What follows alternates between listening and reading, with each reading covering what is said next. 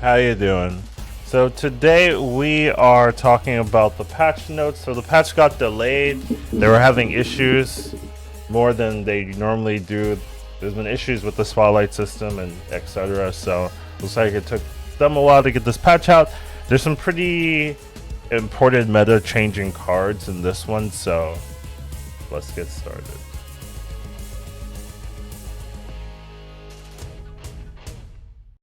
So we do have the notes here. First thing is the features. There's a cosmetic shop. So these are cosmetics that aren't variants for sale. I assume they're just avatars, emotes, that kind of stuff. So just more ways to spend your gold. They really have this concentrated effort to make players use gold. It seems like they think a lot of players are just banking their gold, which they are, and they're trying to find things that people will spend their gold on. They're trying to do it with avatars and emotes. Some people like that.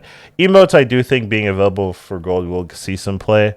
Avatars, maybe not so much, stuff like that, but there is some use to buy emotes with gold. I think that's feasible. Fast upgrade section renamed. Sure, whatever. I really don't think you should be using this if you play the game a normal amount of time, like just reasonably. Yeah, I don't. I've like there are some players that are held back because they don't have enough boosters, but I think that boosters are very easy to come by compared to the credits they give you. So I wouldn't transfer the credits for boosters most of the time. But let's talk about the balance updates. So first one is Elias being changed. This is a big one.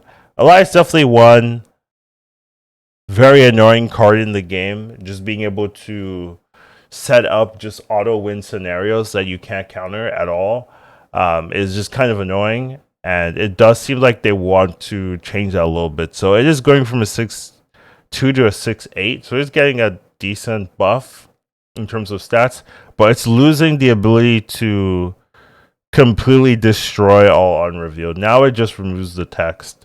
So essentially, you can still shut people out by denying them access to their other lanes. If you can, like, let's say they're playing Doom or Surfer, cards like that, you can still deny them.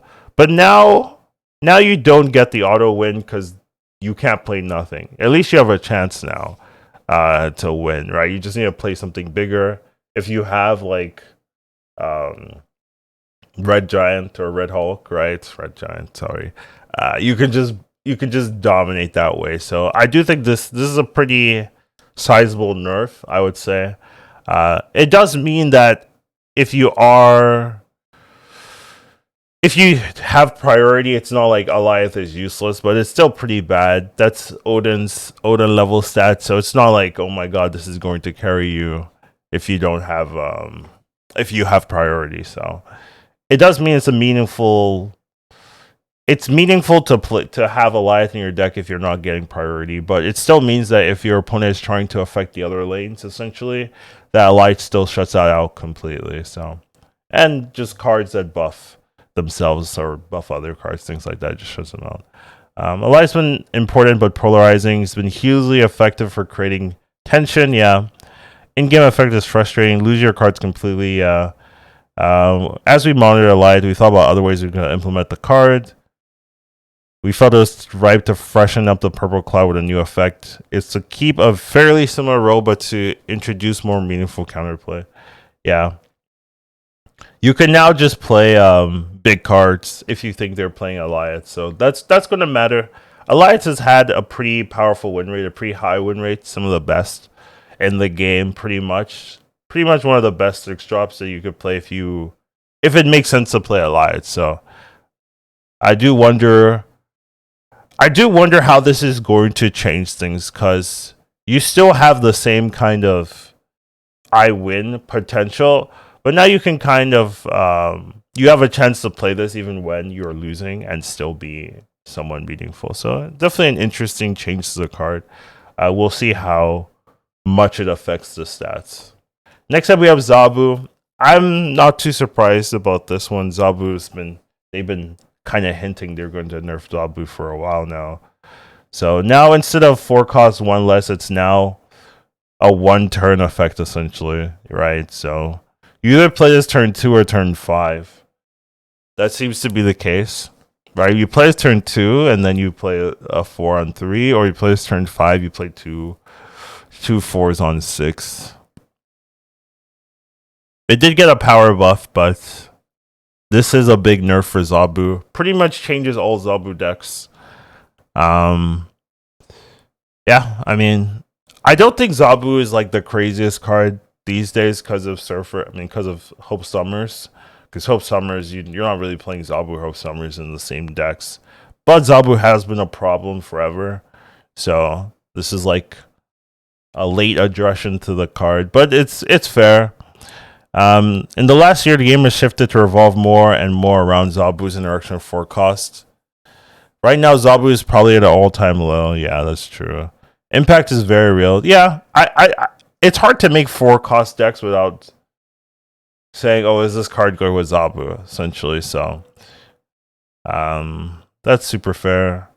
Zabu's been cutting our measures, so we decided to do something unusual and temporary rework this card we believe is weak enough to shift the way 4-costs perform. Yeah, I mean, it's going to be hard to play a 4-cost forced deck with this change because you can't rely on the late game. Like Sarah and Zabu can't really rely on that kind of thing. We don't think that White Queen's suddenly good anymore. I would like if White Queen gave the card still like a power buff, something like that, just to make the card feel enticing. Because right now you play it, and, you know, White Queen doesn't do anything. It's a 4/6 base. Like she could use a power buff, and the card you steal could use a power buff, and I still think it'd be fine. You know, maybe even like a. Let's not make it too broken, but yeah.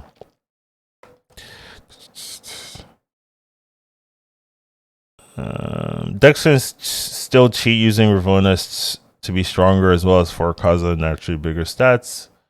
We may account for this a little with subsequent OTAs. So it might be interesting. Maybe new 4-cost cards get buffed because you're not beholden to Zabu now. That might be helpful, yeah.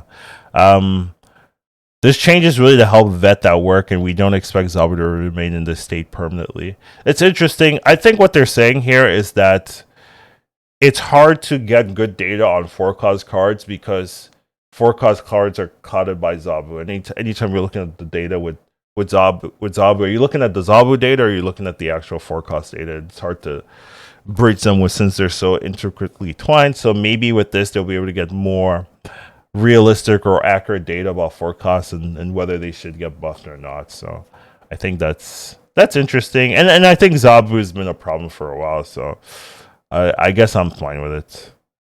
I just don't think like right now this isn't a Zabu meta. Like people just play Hope Summers and big cards. So it's not the most impactful change in the meta, but it's impactful in terms of historically and what this allows them to do, right? You can now make more 4-costs that you don't have to say, oh my god, is this broken with Zabu, you know, every single time, which is currently what you do. Sandman is weird. So it's going from a 5/4 to a 5/7, but now you can only play it next turn instead of the rest of the game. So like doing things like magic into his handman doesn't really make sense. You can play it turn 5 to kind of stop Flood turn 6.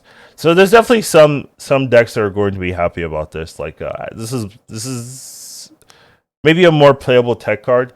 This is definitely still going to be meta dependent, but it's not electro card. It's not a big electro card anymore. I mean, it still might see some playing electro, but it's not a crazy card. I don't know if this helps Sandman. I'm not too sure. You can do stuff like Sandman Odin if you really care. So that still kind of exists, but it is a little bit weird. The power buff is helpful. It does mean like ramping it doesn't help you as much as it used to, as it could. So this is really just meta dependent. Right now the meta is not Sandman favorite. Maybe if ever bounce comes back. I mean, Angelo has helped bounce, but it's still pretty.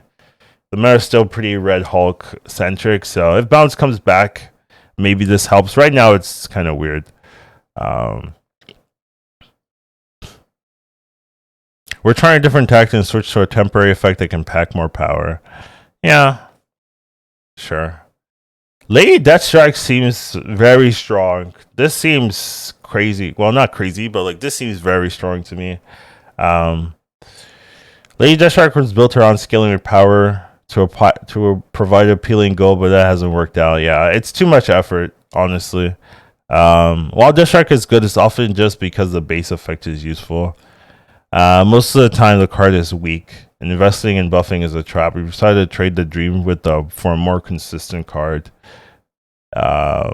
Yeah, I think that's fair. Essentially, what all you're doing is giving Deathstrike a +3 power buff, right? Like I guess that's the way you should think about it. Deathstrike just got +3 power. That's it, right? You don't have the this is going to you're going to buff this. This is a 5/7. Now you kill 6 cost cards. No, this is just a 5. This just kills the same cards that you killed before, but now you have 3 extra power. And 3 extra power is a huge amount of power to give to any one card. So, hopefully that makes it playable. So that's definitely a meaningful change. It looks strong to me. I mean, killing 3 or less is a lot of targets. That's a lot of targets. So might actually see some play in non-death decks. Right now, you see it sometimes in death, but maybe you'll see the non-death deck. So pretty meaningful change here. Strong Guy. I actually play Strong Guy in some decks I make already. So I'm actually happy to see this. This is a pretty important change for Strong Guy. So if you have 1 or fewer cards. So now you don't need to have just 0. If you have 1 card, you're still going to have the activation. And I think this helps a lot. Like, you're essentially get a 3/9 with a pretty loose effect if you can just play heavy tempo decks. So this seems a lot better to me. And I already play Strong Guy in some decks, so this just seems like, yeah, this is good for me. I'm happy with this change. I think this helps Strong Guy a lot. It's still, there's still weaknesses and stuff like that. You can still play like the 2/6 that makes you draw 2. You can still play. No one's really playing other tech answers, but there's stuff like that you can use. So helpful for Strong Guy. Seems like might see some play now as well. And then Shadow King and Pixie just got text updates. Not real updates in terms of the card changes, but just makes them clearer, I guess. Pixie's still weird because Pixie just takes, like, you can still get the same cost of a card you shuffled even when there's like 2 cards left. I would really love it if it was like, if it shuffles, it will always shuffle to something different. The issue with that is, let's say you have an even number, that might not always work out. Like, there are ways, like, that won't always work unless you put in the code, you force it to work every time. But you know, that makes it a lot harder. So I would like it if it did do that, but currently it's just like, here are the numbers go into the cards. It could be the same number, it could be the same card, but it does shuffle technically. That does make it weak. The stats are pretty bad for Pixie right now, so there aren't really any crazy decks with Pixie, so kind of a little bit sad there. But overall, these are impactful changes. Elite's impactful. Zabu is going to be impactful moving forward. And then Sandman, Lady Deathstrike are niche, but I would say I'm not sure about Sandman. Lady Deathstrike, I think, helps for a lot. Like 3 power, this is massive. And then Strong Guy is very helpful. I like Strong Guy already, so this is pretty helpful. And then Shadow King and Pixie are just text updates. Overall, kind of small update, but pretty impactful, especially Elite. This is like pretty big. So kind of short and sweet. Hopefully they fix the spotlights. They've been having issues with that, so should be good. And we do have some other. I haven't really talked about the cards. Red Hulk, broken, but the stats don't say it's broken. But the play rate is, everyone's playing it and it's doing decently, right? It has a good win rate with super high play rate. That usually means it's very strong. Like Hope Summers has the same thing. Hope Summers is in like broken stats. It's not blob level, but it's very good stats and super high play rate. So probably a very important card to pick up. US Agent, not really, but maybe we'll talk about these cards in a future video. Anyways, that's all I got for you. Take care of yourselves. Have a wonderful rest of your day. Educated Collins snap. Once you watch him, you won't go back. He'll teach you tomorrow snap. Your skills will be